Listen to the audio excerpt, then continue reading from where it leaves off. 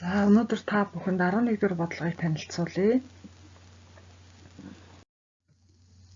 За өнөөдрийн бодлого бол нийлбэр нь 4028 байх дистаралсан 4 тэгш тоог ол гэсэн бодлого байна.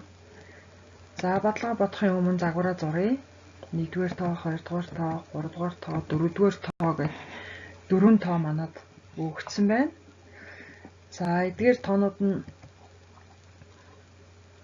дистаралсан тэгээд тэгш тоонууд байна. Хамгийн ихний тоог нэг хавтангаар дүрслэх юм бол дараагийн тоо нь нэг хавтан дээр 2-ыг нэмж өгнө. Яагаад гэвэл дистаралсан тэгш гэж байгаа учраас яг тэр тооны дараагийнх нь тэгш тоо байгаа учраас 2-оор их байна гэсэн үг ээ.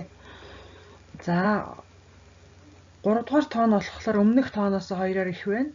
Тэгэхээр дахиад 2-ыг нэмж өгнө.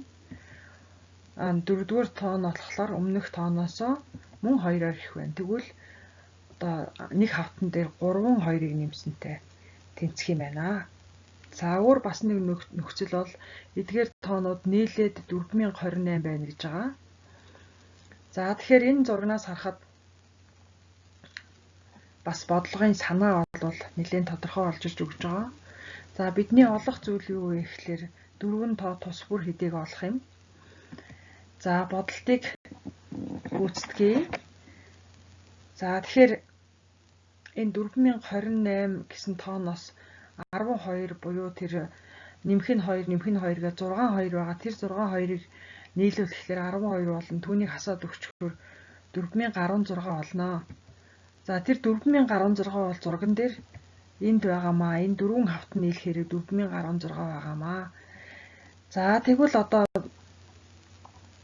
нэг хавтанд хэд байна вэ гэдгийг нь олж болох нь харагдаж байна. Тэгвэл нэг хавтанд 1004 байна.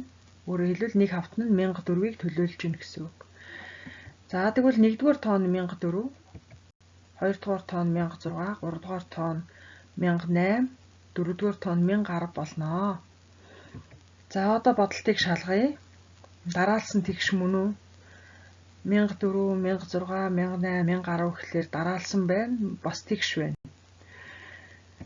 За нийлбэр нь нэмээд үцгэлээр 4028 гарч ийн. Тэгэхээр бодлого маань зөв байна гэсэн үг ээ. За энэ бодлого бол бас нэлээд их тохиолддог дараалсан тэгш, дараалсан сонгоо гэх мэтчлэнгээр эсвэл дараалсан гэд өгчих юм бол нэг нэгийг нэмээд өгчнө. Иймэрхүү бодлогонууд бол түгээмэл байдаг шүү.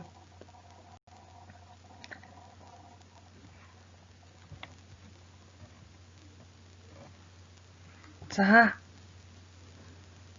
би та бүхэндээ яг энэ бодлогыг хүүхдүүдтэйгээ хамтарч үзэж ярилцсны дараа яг энтэй төстөөнийг бодлогыг олж бодоосоо гэж хүсэж байна.